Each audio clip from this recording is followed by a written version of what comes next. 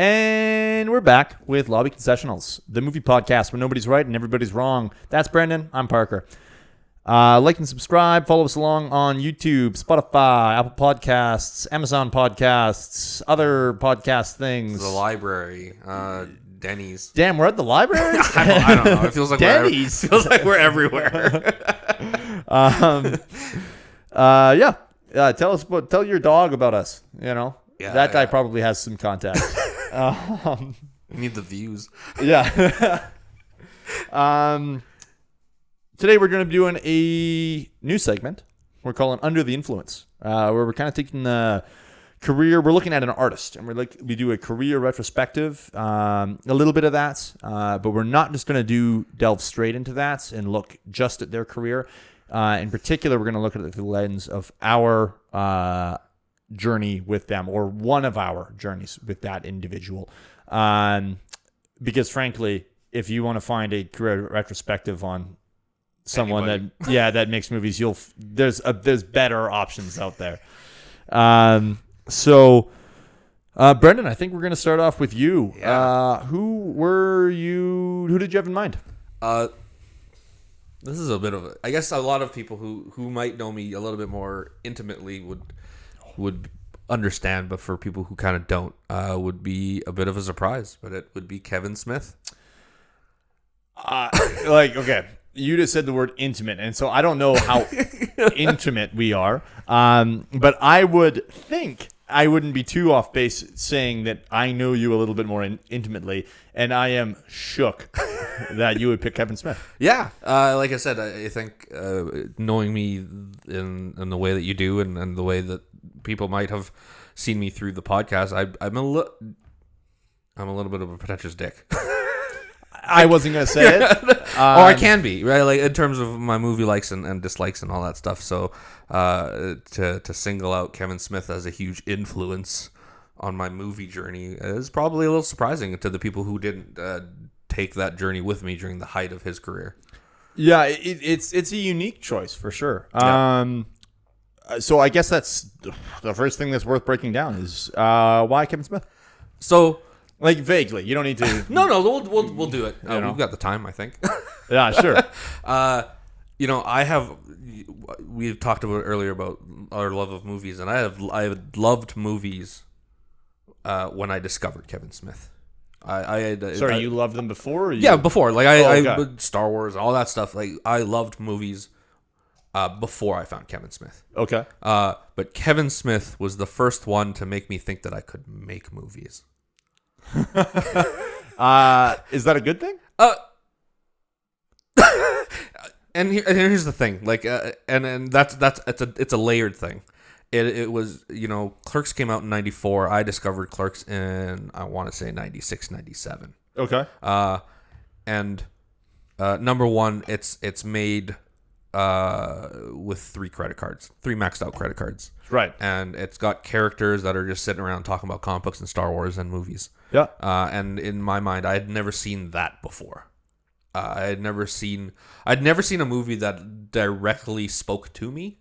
Like it's one thing to be taken away to a far off land and have adventures and all that stuff, but sure. to see two dudes working a dead end job, talking about Star Wars was mind blowing to 14, 13-year-old me. So is this like a representation thing where you hadn't seen the Star Wars nerd a nerd portrayed on screen outside of like Revenge of the Nerds? Even like Revenge of the Nerds is like a pocket protectors and calculators. Yeah, and it's that kind of nerd stereotype. So the comic book sci-fi nerd, which wasn't a thing in the mid 90s, and if it was a thing, it wasn't cool like it is now. Sure. So for a guy to find success writing about what he knew, and for me to be able to relate to those characters and to be like, yo, I could make that for less than $10,000. I'd almost want to say he's the reason I went to film school. Oh wow. Okay. So the reason I asked if is that a good thing is that on some level, wouldn't you I don't know. I think it's probably a better story to have been inspired by someone like Tarantino was the same time, Yep.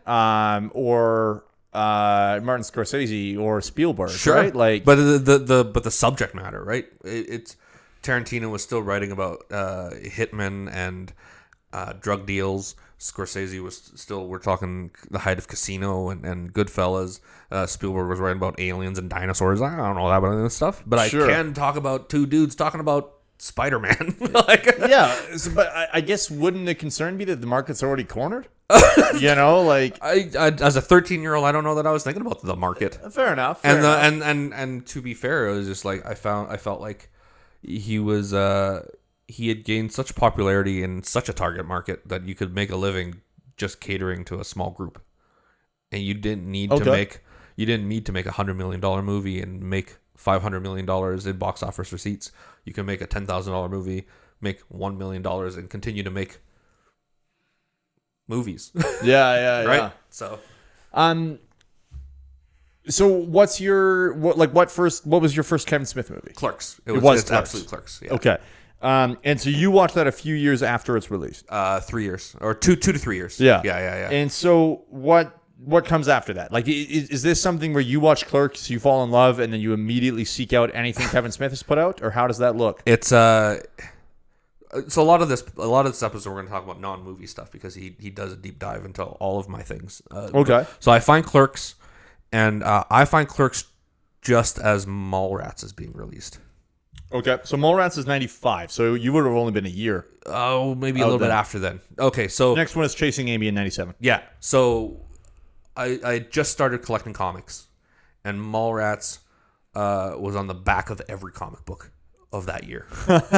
On every comic, they had a 3D, they had a Magic Eye puzzle. Oh, sure. on the back of every comic. So now it's everywhere. So I find Clerks, I get to watch Clerks, and then Mallrats happens pretty quickly after. And maybe I catch it a year or later or whatnot. Sure. I don't remember. It wasn't in theaters. Is when I didn't watch it in theaters.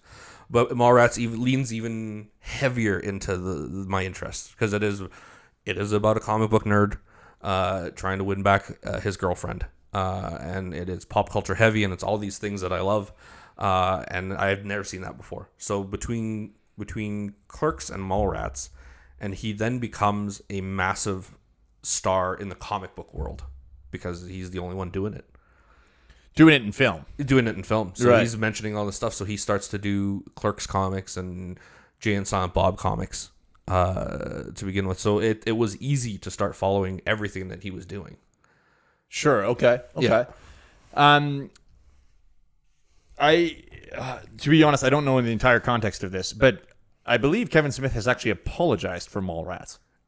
There's a ton of stuff like, and we'll end up talking about it later. But Kevin Smith is a guy who unapologetically writes and directs films that he knows of content matter that he knows. Okay. And Mallrats specifically, there's been a couple of and there's other things in other movies, but Mallrats specifically is because he, and maybe you're talking about a different thing, but specifically, he gives full credit to the creation of Marvel Universe to Stan Lee.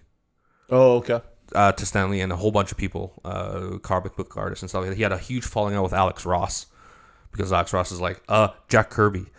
Yeah. And they don't mention him at all in the movie and all that stuff. So it was very broad strokes in terms of and again, it's early days of nerd culture, Sure. and stuff like that. So he just, and Stan Lee's in the movie. Well, and in fairness to Kevin Smith, and now granted, he is a comic book lover and a comic book fan, so he should probably know better. Mm-hmm. But Stan Lee has been, he has marketed his name extremely, extremely well.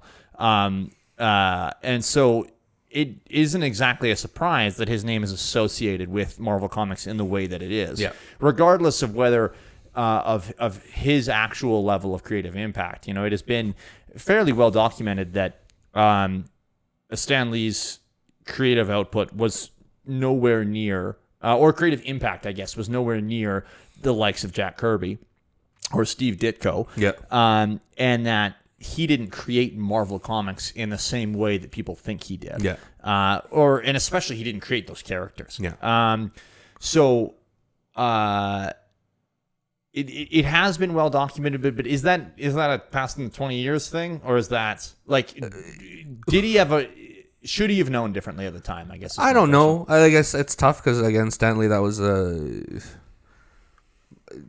height of people starting to kind of understand or like putting Stanley in. I think that's his first Stanley cameo officially, right? And they have him talking about Ben Grimm's dick.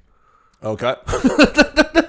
So like even as you do. So once again, it's just you take something and you take something which is comics and dick and fart jokes. Yeah. And then you put Stan Lee in there. So a lot of people were like, not only did you not give mention to Kirby or Ditko, but now we're talking.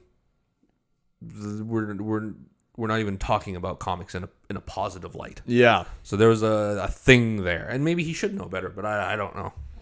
And so, does this? Like, I don't know. I think that in some ways, watching Stan Lee talk about Ben Grimm's dick is kind of strange and in some ways disrespectful almost to some of those characters, right? Like, there's a little bit of that for sure, right? Did that ever bother you as a comic book fan? I didn't know better. Yeah, well, and you were 15. And that's the thing, right? And so much of this conversation is going to be like, I didn't know better. Sure. And I was 15. And it becomes increasingly clear as we move through my journey with Kevin Smith that one of us evolves and one of us doesn't. That's a great point. That's a great summary. Yeah. Right. Okay. So then what next? So I think it's Clerks, it's Mallrats, and then it's Chasing Amy. And Chasing Amy is a huge one. And honestly, a lot of this is where I become a massive Ben Affleck guy. I think Ben Affleck's great at most of these films, and he's particularly good in Chasing Amy. Yep. But again, it's comic books, but it's. I look back and I think about it, and when I watch these movies again, I'm like, oh. Yeah. So much of it is is I hate the word cringy, but it is. The first opening couple scenes are at a comic book convention, and it's pretty lowbrow stuff. The opening scenes of Chasing Amy. Yeah. It's pretty lowbrow stuff, and I had a friend in high school, and that stuff was infinitely quotable. Infinitely, sure. The Black Rage stuff, and I'm just like, oh man, I don't know how that. It doesn't. I don't look on it. I don't look back on it very fondly. I still think it's his best movie. Yeah, that's a fairly popular. Opinion, but it's still like you go back and it's a guy writing about what is at that point like she's just a lesbian. Yeah, and and that's the problem, right? Like it's a straight white dude writes about a lesbian, and the only thing she was really looking for was a dude. That's a bad message, man. So I had a bit of an argument about this because I think that I don't know if the conversation around sexual identity was nuanced enough at the time to really know what bisexuals were. Yeah. Especially with the people Kevin Smith ran with. I think that's part of my issue with some of Chasing Amy is that it doesn't seem to me that he's researched the topic either. It doesn't look like he's really gone in depth and talked to people that actually know about this. Yeah. It looks like he just went, well, this is my experience. I talked to some buddies. Let's write it down. Yeah. And so that's a little tough. But then again, I don't think there's a lot of films that are doing that are approaching sexual identity in the way that Chasing Amy does at the time. Right? Like, it's not like there's competition in this field. So in some ways, Chasing Amy at the time, given it comes out in 97, is... you don't want to use the word like trailblazing or groundbreaking, but a little groundbreaking. Yeah, absolutely. Where they definitely start doing things, and they're talking about things that aren't really being discussed. Am I wrong? No. If you sit and really, really think about it, and at the time, again, you're 15, so if there is stuff in that space, it's stuff I'm not seeing. Sure. Yeah, absolutely. Right? And I don't know what that means for a 14, 15-year-old at the time to go out and look for sex-positive movies or gender roles and things of that nature. Yeah. The stuff's just not there. Right? Yeah, So, absolutely. Yeah. I think that, I rewatched it recently. And there's definitely still some of that cringy stuff there. I would describe on some level the movie is cringy to me because I also at one point in my life was a 20-year-old with hormones and no clue. Yeah. And that's sort of how a lot of that seems, is that there is characters in that don't seem to have a clue. And I'm like, I'm not clear if they're trying to lean into that Holden doesn't have a clue and that he thinks he does. Yeah. So he's played as sort of this cocky dick. Yeah. Maybe not a dick, but like a bit of a dick. He's a little pretentious. But the point is supposed to be that he doesn't know what he's talking about. I don't know.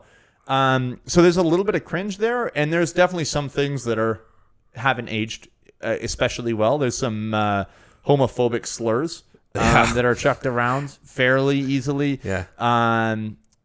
But outside of that, assuming we are looking at it as by the end of the film, Holden is in the wrong. Yeah. Like the big confrontation he has.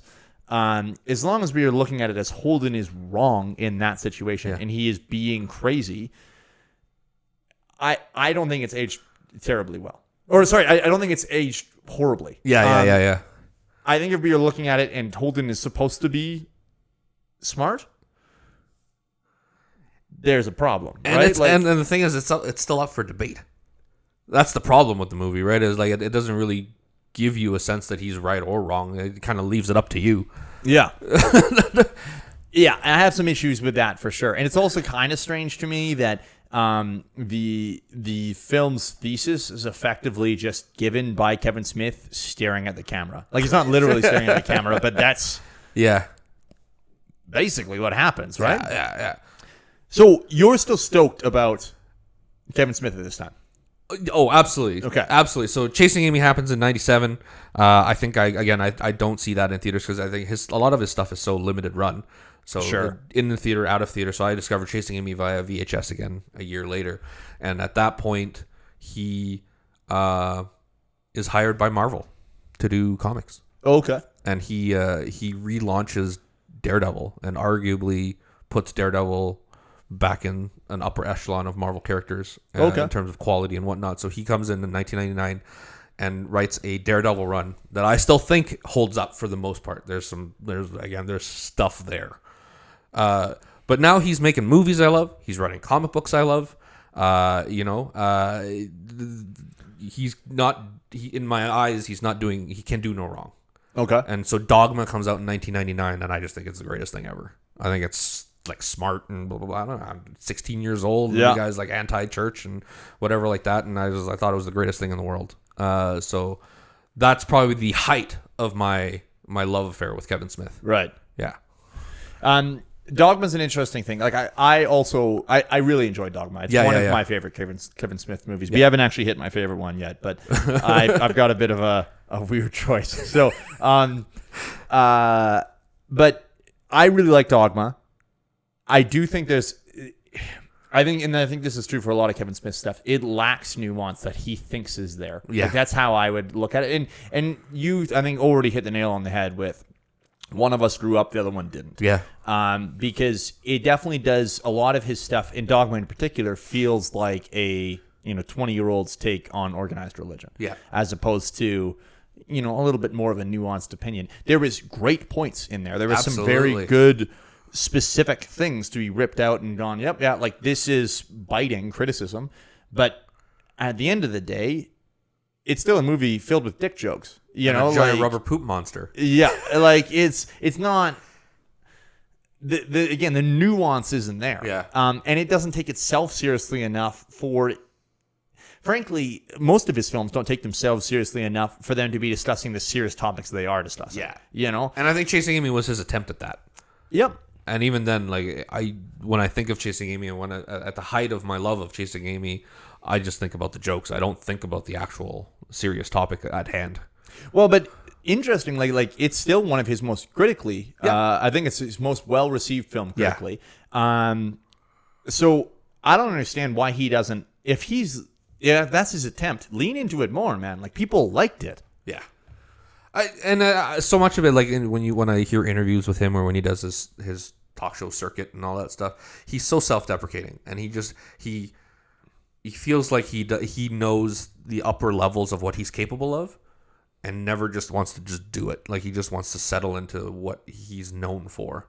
Yeah. You know, so once he gets to Chasing Amy and Dogma, and it's just like a general slide back down to his comfort level, which is probably why he loses me, or starts to lose me pretty quick. Yeah, so the next thing we have is Jay and Silent Bob. That's the one. Back. That's the one. And so what happens there from your point of view? So Dogma I see in theaters. Jay and Silent Bob was the one where I was genuinely excited for. Okay. You know, I think I like those characters. I think they're funny. And then I get into the theaters and I'm just, oh no, like we hit a wall. Those two don't need their own movie. Yeah. Those two probably shouldn't have their own movie, and it's not funny. I'm starting to like the pop culture stuff isn't working on me anymore. And I watched it twice. The first time I talked myself into liking it. Sure. Watched it a second, I'm like, oh no, it's over. Yeah.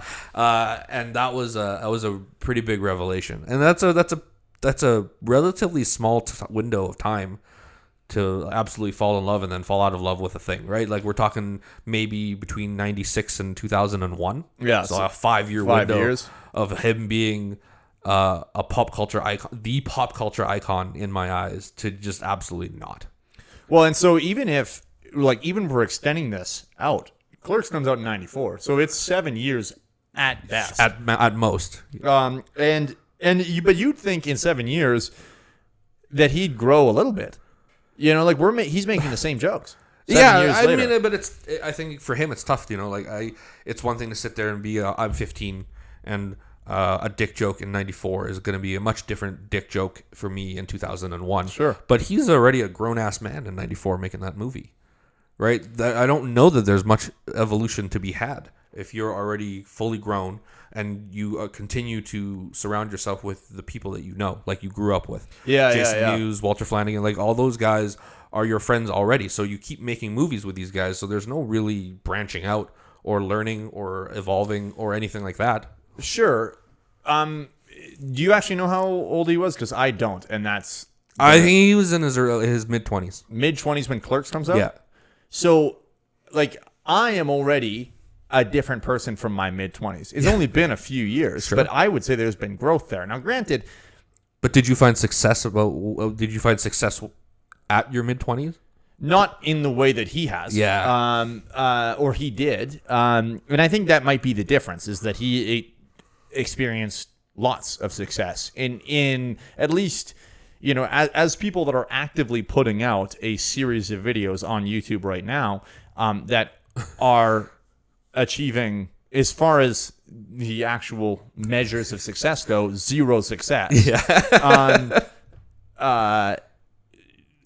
Like, we're clearly not being exposed to that. So if these suddenly became extremely popular, I could see myself kind of leaning into whatever the first video was that got us extremely popular. Yeah.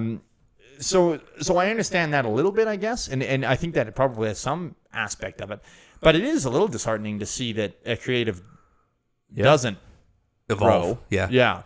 I mean, I think I have a lot of that stuff with. I think I have issues with like Tim Burton. I think Tim Burton has the same issues. Oh, sure. You know, so it's not. This is not specifically a Kevin Smith problem.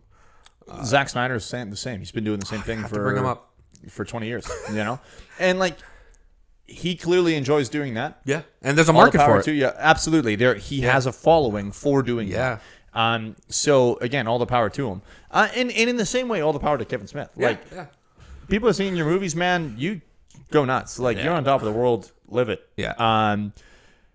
But you know, I think part of the problem is that people became fans of Kevin Smith because it seemed like he had something to say. And then it becomes clear that maybe he doesn't, or he already said everything he has to say, and now he's going to keep saying it. Yeah, or he's kind of like us in the sense where we have something to say but don't know how to say it, in terms of like talking in circles and whatnot. Because I think his strengths are still dialogue. easily in terms of his movies and what he's good at. It's not direction. It's not obviously cinematography or choreography or any of that stuff. It's dialogue. That dude can write a monologue. Yeah. But so often the journey to get to that monologue where he stares at the screen and holds your hand through the message isn't good enough, isn't worth the journey to sit through it and get there. And that becomes increasingly clear as we move along in his career too. Well, and like it's interesting because I think that Kevin Smith only becomes successful because he's the first one to start talking about nerd culture in a movies. Yeah. But really, at the end of the day, I kind of just look at him and I see Neil Gaiman with a less intelligent Neil Gaiman with no nuance. Yeah. Yeah. Neil is started as a comic book writer, and wrote lots of comic books, and then wrote other books, and he's never directed films. Sure. So they are different people, obviously. Yeah. But I think that guy has something to say and has been consistently saying it, but in a way that grows and develops as he goes along. I'm curious, did he ever cross your sphere at any point? Like Neil Gaiman? Yeah. Absolutely. Read the comics, read his books. I've seen him speak live. I think he's great, and it just feels like as a writer for him, maybe there is more to say. And I don't know that with Kevin Smith, does he just like to make movies about that? Like, does he just like to make movies, and does it have to have a message? And I don't know. Yeah, I don't know that for sure. But when I think of as it's happening at the beginning of it, and he's the pop culture nerd guy, and he's becoming that. When I go back and look at it, there's still really, really bad stereotypes. Jason Lee's character in Mallrats is an insufferable comic book fan. Yeah, just insufferable, and it's just a guy that I would not want to hang out with. But that's the guy that represented me. Yeah, At the time, so you kind of just latch on, and I think Jason Lee's a great actor, and I think those characters are great. But it's bad. It's not a great look. It definitely, as someone that is like Kevin Smith is involved in comic book culture in that life. He doesn't try and grow that group of people either. He really does, like you said, lean into some of those stereotypes. Yeah. Comic book fans have historically been fairly. They have excluded women for years and years and years. And it's not like Kevin Smith actively tries to make that community more inclusive. If anything, he just leans into some of the stereotypes, right? Like, that's hard. And he actually does some damage. Like, he later on in the early 2000s, Marvel contract after he does Daredevil for 9 issues. DC gets him to do a run of Green Arrow. Because oh man, he did such a good job getting that weird C-list character back, so we're gonna get him to relaunch Green Arrow and give him the same treatment, which he does. Yeah. So Marvel comes back, is like, we want you to write Spider-Man, and so he signs on to do a Spider-Man and a Black Cat miniseries. Okay. And in 6 issues, he has her raped twice. Oh my god. One is an attempted, like I think it's so bad. It's so bad. One of the powers, a guy can move things from one place to the other. So he like moves drugs into her body. Oh my god! And then there's an assumed rape thing. They say that it didn't happen. And then the last issue is revealed that her old college boyfriend had raped her, and she didn't. She didn't report it because she didn't want to be another statistic. Wow. Yeah, that's not helping at all. Like that is, and so it's a guy who's reaching and maybe writing out of his wheelhouse. Yeah. And just not knowing any better at all. So, do you come back to Kevin Smith? Like, you've watched Jay and Silent Bob. Do you continue watching Kevin Smith films after this? The next one is Jersey Girl in 2004. I watched Jersey Girl because I watched it because of Affleck's in it. Okay. I didn't find it terrible. I think it is widely considered to be his worst film. Yeah, Maybe not widely, no, not. but- It's just most poorly producing film. Like it makes the least amount of money. Okay. And then I'm in San Diego Comic-Con in 2006, and we end up going to a secret screening of Clerks 2 with him in attendance. Okay. And that's it for me. Oh yeah. That's the one. Like I'm done. I remember saying, and then and those are the guys that know that I used to be a big Smith guys. The guys that I was on that trip with. Yeah. And they're still big Smith guys. And I struggle with it because I'm watching that movie. I'm like, there's nothing is happening. Is it because he puts a woman in it? Oh, I mean, no. I'm kidding. For the record, I just want to make that really clear. Yeah, I think Rosario's great in it. She's great in everything. She's great in everything, but it is more leaning into negative stereotypes for nerds and and all this thing. And at the end of the day, you're right. Like if there's a market for that, if I'd rather him be comfortable writing what he knows, which is socially awkward nerds that can't have social interactions, right? Rather than try to write about a woman's experience with rape. Oh, yeah, but like the number of people I can say that about is massive. Yeah, there was very few people in the world that I would be comfortable. Sorry, let's put it this way. There's very few men in the world that I would be comfortable writing about a woman's experience with rape. Yeah. But so I'd rather him keep doing his thing, and I know he's not writing those movies for me. And it's 2006, so it's taken 10 years for me to finally understand that. It's never been for me. He caught me at a young age that I didn't know any better. And I've stuck through with it, and it's taken a couple of movies, and it's finally dawned on me that this isn't it. But so, if it's not for you, who is it for? I guess everybody else in that audience. And this is where pretension comes in, right? Like you don't want to talk about who it's for or why it's not for you without and taking a slant at somebody else. But it's the same reason I don't watch Big Bang Theory, which we've talked about before. Sure. Yeah, right? yeah. All of it feels kind of like low-hanging fruit and whatnot. And he continues to do it. He comes out with Comic Book Men. Yeah. And, he has a chance here to use his powers for good. Yeah. To put spotlight on comic book shops and how they operate and how difficult it is and how fun it still is. It could be a passion project, but the entire cast are assholes. Every single one of them are the stereotype, and it's tough because I owned a store at the time. Oh, right. And I was an Asian guy, so Yeah. all of a sudden I'm the Asian guy from Comic Book Men, who is arguably the worst of all of them. Yeah. So he leans into that stuff. So, but I think there was a time in nerd culture where you were happy that you had it. Oh, sure. Like happy to be represented at all. Yeah. I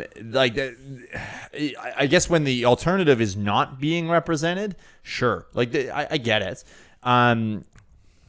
But that had to have, like, by that point, we're talking like, I don't know, 2010. 2008, 2009. Like we've got Iron Man already. Yeah. We've had a Blade movie, X-Men movies. We've had the Spider-Man original movies, Spider-Man yeah. trilogy. Nerd culture isn't in the shadows anymore. No. Like this is well accepted. Yeah. I mean, we're still at the beginning of that, right? Like, I mean, Iron Man is out in 2008, and we're only getting glimpses of what the MCU could be, and it hasn't really reached what the audiences are now, right? So we're still like at the store at the time. Watchmen comes out, and Watchmen doesn't move the needle at our store. Dark Knight comes out, doesn't really move the needle at our store because everybody's already done it, right? Dark Knight, we sold maybe a couple extra trades here and there, but everybody who wanted to go see Dark Knight was already going to see Dark Knight. Yeah. Right. They weren't necessarily going to start buying comics. They didn't. Yeah. None of that stuff happened. Dark Knight didn't move the needle. Watchmen didn't move the needle. So, Comic Book Men got to showcase, got to sit there and showcase what it would be like to do all those things. And I think they dropped the ball. Interesting. So what is your experience with what I think is arguably Kevin Smith's best film, Zack and Miri Make a Porno? I think I talked earlier about Kevin Smith's movies being infinitely quotable as a younger guy, like as a younger kid. The only one I still quote is from Zack and Miri Make a Porno. Is it Craig Robinson? No, it's Huck it, Chuck it, football. That's the only Kevin Smith line I still quote, and it's just that small snippet from I forgot the guy's name. He's the boat guy from Mallrats too. He's the homeless guy walks into the thing, and they're talking about football. But yeah, that's I actually quite like that movie. It is my favorite Kevin Smith film. Yeah. And partially that's just because they have Craig Robinson delivering the line, "You want me to work on Black Friday?" And I think that's very funny. I think the cast is great too, right? I'm a big fan of Rogan. I really like Elizabeth Banks. Robinson's obviously hilarious. The dude that I don't know the name of with the football line, but I think all of it's great, and I think it's a pretty decent movie. And it gives you a glimpse of maybe what he should be doing or what the comfort zone could be. And I think that's my big thing with Zack and Miri is that, first of all, it doesn't strike me as a Kevin Smith film. No. We don't have monologuing in the same way. I think some of Kevin Smith's monologuing in his films is cheap. Some people really like it. I think it's, in a lot of ways, I don't think it makes him a good writer. No. But if it's his calling card... Oh, sure. I get it. So it doesn't feel like a Kevin Smith film for those reasons. On top of that, I loved the fact that the movie it shows a platonic boy-girl relationship, at least for the first half of the film, that was quite good. And I had never seen that, as a teenager, basically. Sure. I was convinced that men and women couldn't be friends. Sex would always get in the way, whether you were literally having it with that person or just desire or weird intricacies there. That is wrong. That is if you are a person that is listening to this, please skip the 5 years, 10 years, or whatever that I believed that garbage, because it's wrong. It's definitely wrong. And unfortunately, some of that stuff sort of leads it can force you to start to look at the opposite sex as you don't look at them as people in the same way, Anyway, that's a bit of a so I was quite happy with that relationship, and I was quite happy with the way that was shown on screen. The fact that they, spoiler, I guess, end up together, like it's a rom-com, you should know that. The fact that they end up together kind of sours the fact that it was a good platonic relationship for the first half of the film. There is some Kevin Smith moments in terms of there's dick jokes, there's fart jokes, they talk about sex in a very, very casual manner. Yeah. They're literally making a porn film. Yeah. So, and even at the time, like, casting a porn star felt kind of stunty. So you're just like, I'm like, oh, he's just Kevin Smith doing Kevin Smith things. Yep. But I wonder how much input Rogan has, knowing how good Rogan is on a script or in direction with comedic timing, how much of that he took over as they were filming. Because you're right, it doesn't feel like a Kevin Smith movie. It feels like an Apatow movie. Yeah, just a little closer to an Apatow movie than but it's just a raunchier Apatow movie. Yep. Yeah. And I bet Rogan's influence, or even Elizabeth Banks too, because she's proven her chops a bit as a director and more behind the camera stuff. Yeah, so I know you're a big Charlie's Angels fan. Calm down, you. I'm just saying she is talented. So talented. Man, this whole thing's derailed. But you're saying by Clerks 2, you've fully fallen out of love. So do you watch? I'm out. Obviously, you watch Zack and Miri because it's great. Yeah. But do you watch any other Kevin Smith films from this point on? I have watched. I tried to watch most of Red State. So he's oh no, I had free passes to Cop Out. Okay, so you watched Cop Out. Yeah, I mean, and that's bad. That's a bad movie. And then I tried to watch Red State. I'm like, oh, he's trying to do something new. This is it. This is the Kevin Smith we've always wanted, and it's not a good movie either. I've heard. I actually haven't seen Red State. I have heard that it is a bit of a turn for him. That it is. Yeah. Red State and Tusk, and it's one of those things where, and it's felt like so much of the people who liked it were just like, it's so different for him, without thinking about it, just a broad movie sense. Is it a good movie? Yeah. It's not. Yeah, just because he's doing something different doesn't make it good. It's a really good movie for Kevin Smith. I'm like, okay, well, the bar's like low. And you don't want to say it because, again, I still enjoy, at that point, I still enjoy some of his movies. But by the time we get to Red State, Tusk, and I've never watched Yoga Hosers. Yeah. It's just not a thing. And then he just kind of drops off. Like, for me, he does the Jay and Silent Bob reboot in 2019 as well. I come like, and we go through the pandemic, and everybody has an existential crisis, and that movie gets announced, and I don't watch it when it's announced. 2019. Yeah. So I don't watch it when it's when it comes up. Sorry. So in the height of the pandemic, 2020, I'm like, man, I'm doing a couple weird things right now in terms of like going back and revisiting things I loved in my teens and all this stuff. I'm like, is it time? Do I go back and watch this Kevin Smith thing and see? And I do. And it's poop. I heard reviews that basically said that it leans into other Kevin Smith stuff. So if you like his stuff, you're gonna like this. Yep, and it's tough too. You sit there and you watch it and you're like, oh, it feels like, it doesn't feel like a movie that's made 20 years later and it's a callback. It feels like a clip show. Oh, okay. The jokes are exactly the same. Like, there's no, like, and again, you have 20 years removed, so you could take those characters that were insufferable and were those stereotypes, and you could flip them on their head a little bit and have them evolve after 20 years, but he does not. They are the same exact characters, doing the same exact jokes, and if anything, it made me feel old. And most things don't do that. Even if you come back to it, like we've talked earlier in other episodes about, hey, did we need a fourth Matrix film 21 years after the fact? But that movie, even watching a trailer or whatever like that, never made me feel old. This made me feel like I was ancient. Yeah, that's tough. That's really tough. And I think I think that's what so much of this comes down to, is that we have a creative that theoretically had potential, but then spends 25, nearly 30 years now not growing. Yeah. He's done exactly the same stuff. Like the most growth that he's gone through is when he had that heart attack in 2017, 2018, and then lost a bunch of weight and has got healthier. And like, don't get me wrong, props to you, man. Like, absolutely, that's personal growth. He made some lifestyle changes. Yeah. But that's it, man. Like, I don't know. It doesn't seem to have impacted his writing at all, his line of thinking. Like, I honestly, not that he necessarily treats women that weird in his movies, but like, I think it's strange that he has a daughter and then he's still, the dialogue with women is still the same.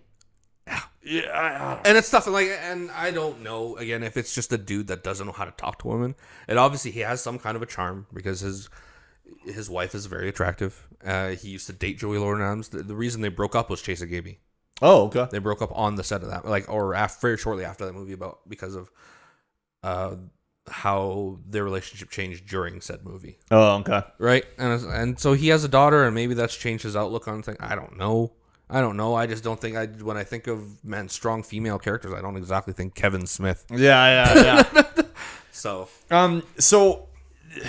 where do you go from here? So is you still would look back though, and you still see that Kevin Smith had a significant impact on your love of movies? Like, Kevin Smith was one of the inspirational forces. Yeah, I think so. I don't have a problem with that idea at all. I probably talk the way I do because of Kevin Smith movies, like not the jokes or anything like that, but pacing and all that stuff. I think, okay. When I started writing and whatnot, I was dialogue heavy. Dialogue was a thing, so Kevin Smith was the dialogue guy.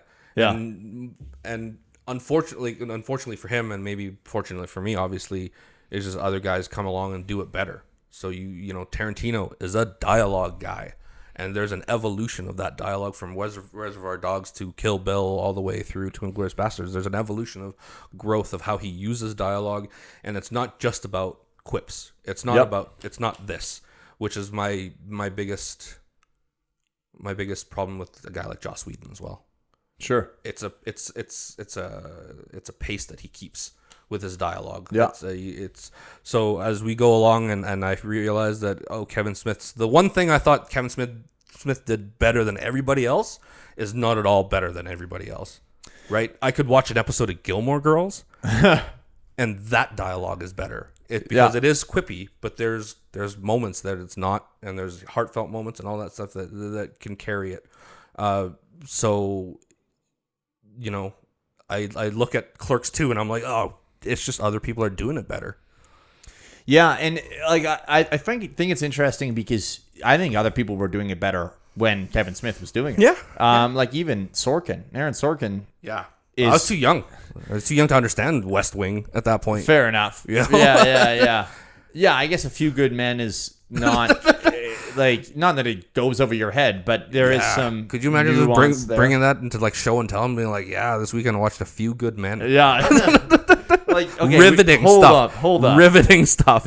You were doing show and tell at 14. There's a problem. We had show and tell up until maybe 11 at least. What? Yeah, but it was more like instead of like bringing a toy in or whatever like that, it was like, what did you do or what are the things? Okay. Maybe there's other problems that you know. If we're gonna get into your if we're development, dig deep.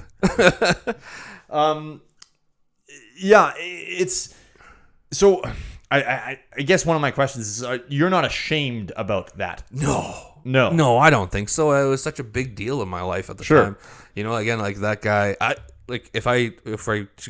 I still own every comic book he's ever written. Oh, okay. Mostly because he's never finished any of it. Like so, like that Spider-Man Black Cat miniseries took years for him to finish. 6 issues. Wow, years. And then he wrote a Daredevil miniseries called Daredevil the Target, Bullseye the Target, or Daredevil Target. And then one issue comes out, and that was 2007.